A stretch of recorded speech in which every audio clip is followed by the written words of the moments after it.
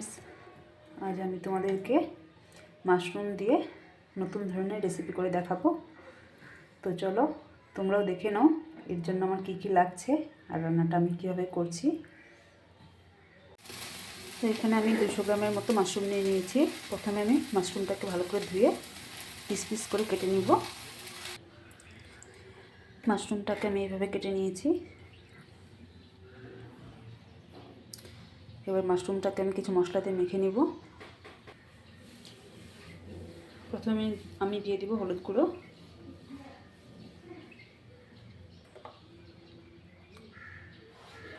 এরপর দিয়ে দিব সামান্য একটু লঙ্কা গুঁড়ো,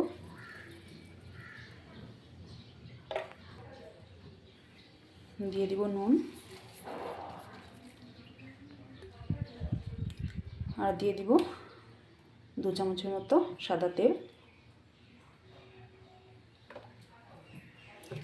এবার সব কিছুকে ভালো করে মেখে নিব।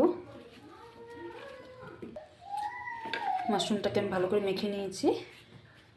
এবার কিছুক্ষণ রেস্টে রাখবো।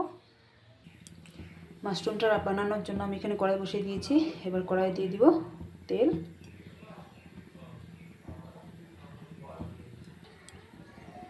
তেলটাকে এবার গরম হতে দিব। তেল আমার গরম হয়ে গিয়েছে। এবার এর মধ্যে আমি দিয়ে দিব কুচানো পেঁয়াজ। পেঁয়াজটাকে এবার আমি হালকা করে ভেজে নিব।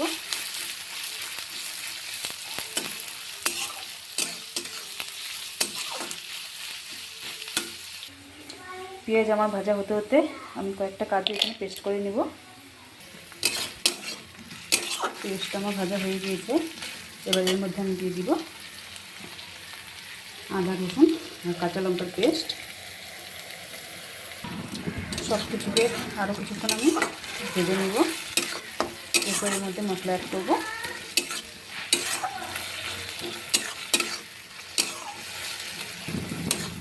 পেঁয়াজ রসুন কাঁচা গন্ধ আমার চলে গিয়েছে।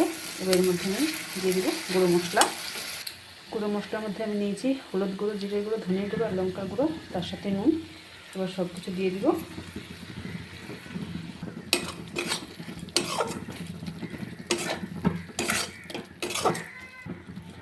মশলাটা যাতে আমার পুড়ে না যায় এর জন্য সামান্য একটু জলও দিয়ে দিব। এবার মশলাটাকে আমি ভালো করে কষিয়ে নিব। মশলাটা কষানোর মধ্যে আমি এখানে দিয়ে দিব কাজুর পেস্ট,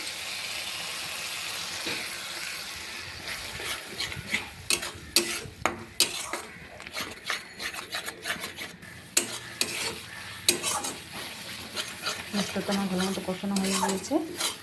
এবার এর মধ্যে আমি দিয়ে দিব মেখে রাখা মাশরুমগুলো। মশলার সাথে মাশরুমটাকে আরও কিছুক্ষণ কষিয়ে নেব।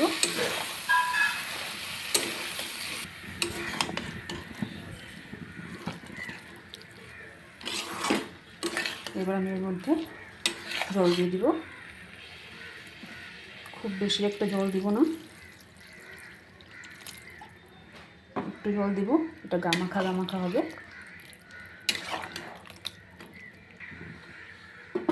এর মধ্যে এবার আমি কয়েকটি টুকরো করে রাখা টমেটো অ্যাড করে দিব।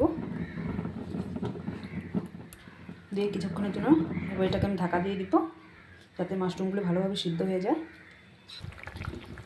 তো দেখো এখানে আমার গ্রেভিটা অনেক সুন্দরভাবে ফুটে গেছে আর কালারটাও কত সুন্দর এসেছে। মাশরুমগুলো এদিকে আমার সিদ্ধ হয়ে গিয়েছে। এবার এর মধ্যে আমি দিয়ে দিব ধনেপাতা কুচি। তোমরা চাইলে গরম মশলা গুঁড়োও দিতে পারো।